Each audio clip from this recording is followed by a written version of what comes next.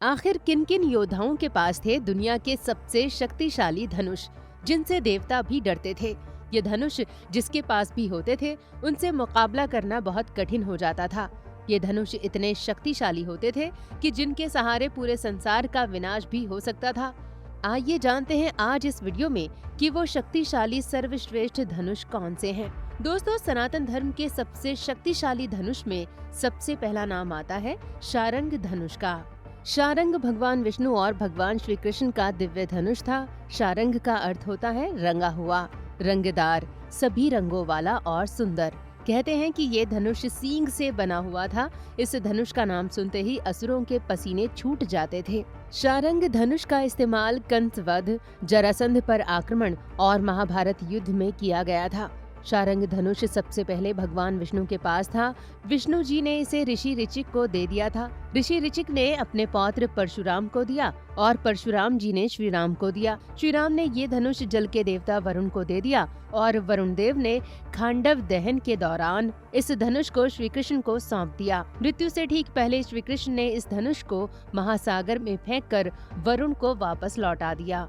Number 2, Kodanda धनुष। दोस्तों, कोदंड धनुष भगवान श्री राम का धनुष था।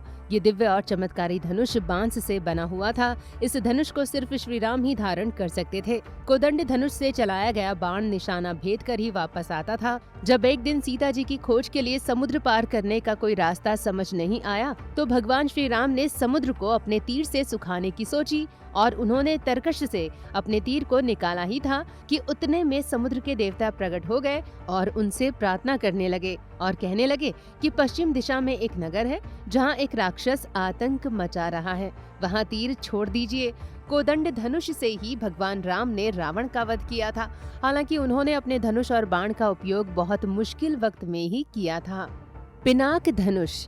दोस्तों, पिनाक धनुष शिव जी को अर्पित किया गया था। भगवान शिव ने त्रिपुरासुर को हराने के लिए पिनाक धनुष बनाया था। भगवान शंकर के इस अद्भुत धनुष पिनाक का निर्माण देव शिल्पी विश्वकर्मा ने किया था। इसके निर्माण के वक्त विश्वकर्मा जी ने 2 धनुष बनाए थे, जिनमें से एक का नाम सारंग और दूसरे का नाम पिनाक पड़ा। विश्वकर्मा जी ने पिनाक धनुष भगवान शिव को सौंप दिया था, तो वहीं सारंग धनुष भगवान विष्णु को अर्पित किया। मान्यता है कि पिनाक धनुष धारण करने के बाद शिव जी का एक नाम पिनाकी भी हुआ। ये धनुष इतना शक्तिशाली था कि इसकी टंकार से बादल फट जाते थे और पर्वत हिलने लगते थे। इस धनुष के एक तीर से ही भगवान शंकर ने त्रिपुरासुर की 3 नगरियों को ध्वस्त कर दिया था। वहीं धनुष को तोड़ने की कोशिश खुद सबसे बड़े शिव भक्त रावण ने भी की थी, लेकिन वो असफल रहा। त्रिपुरासुर का वध करने के बाद भगवान शिव ने ये धनुष देवताओं को सौंप दिया था। गांडीव धनुष। दोस्तों, महाभारत काल में पांडवों के भाई अर्जुन के पास एक दिव्य गांडीव धनुष था। ये धनुष अलौकिक था और इसे देव, दानव और गंधर्वों ने अनंत वर्षों तक पूजा था। कहा जाता है कि दैत्यराज वृषपर्वा ने भगवान शंकर की आराधना से गांडीव धनुष प्राप्त किया था। बाद में ये धनुष वरुण देव के पास पहुंचा और फिर अग्निदेव के पास। अग्निदेव ने इसे अर्जुन को दे दिया था। ये एक ऐसा दिव्य धनुष था जो हजारों तीरों का सामना कर सकता था और एक अक्षय तरकश था जिसके बाण कभी खत्म नहीं होते थे, क्योंकि उससे चलाए गए बाण तरकश में वापस लौट आते थे। कहते हैं कि इस धनुष और तरकश को बनाने के लिए दधीची ऋषि ने अपनी हड्डियां दान कर दी थीं। ऐसा कहा जाता है कि युद्ध के बाद अर्जुन ने अपने गांडीव धनुष को उत्तराखंड में छिपा दिया था। विजय धनुष। दोस्तों, कर्ण के धनुष का नाम ही विजय धनुष था। इस धनुष का निर्माण विश्वकर्मा ने किया था। कर्ण का ये धनुष भी एक दिव्य धनुष था जिसे उनके गुरु परशुराम ने उन्हें दिया था।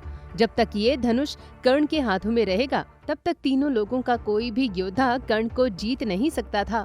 कर्ण ने अपने इस धनुष का इस्तेमाल सिर्फ दिव्यास्त्र चलाने के लिए किया था या फिर अर्जुन के साथ युद्ध करते समय। बाकी सारे समय वो एक साधारण धनुष से ही कुरुक्षेत्र में युद्ध करते रहे। विजय एक ऐसा धनुष था कि किसी भी प्रकार के अस्त्र या शस्त्र से खंडित नहीं हो सकता था। इससे तीर छूटते ही एक भयानक आवाज आती थी। तो दोस्तों, उम्मीद है कि आपको हमारा ये वीडियो पसंद आया होगा। इसे लाइक जरूर करें, कमेंट सेक्शन में जाकर कमेंट करें, साथ ही हमारे चैनल को सब्सक्राइब करना बिल्कुल ना भूलें।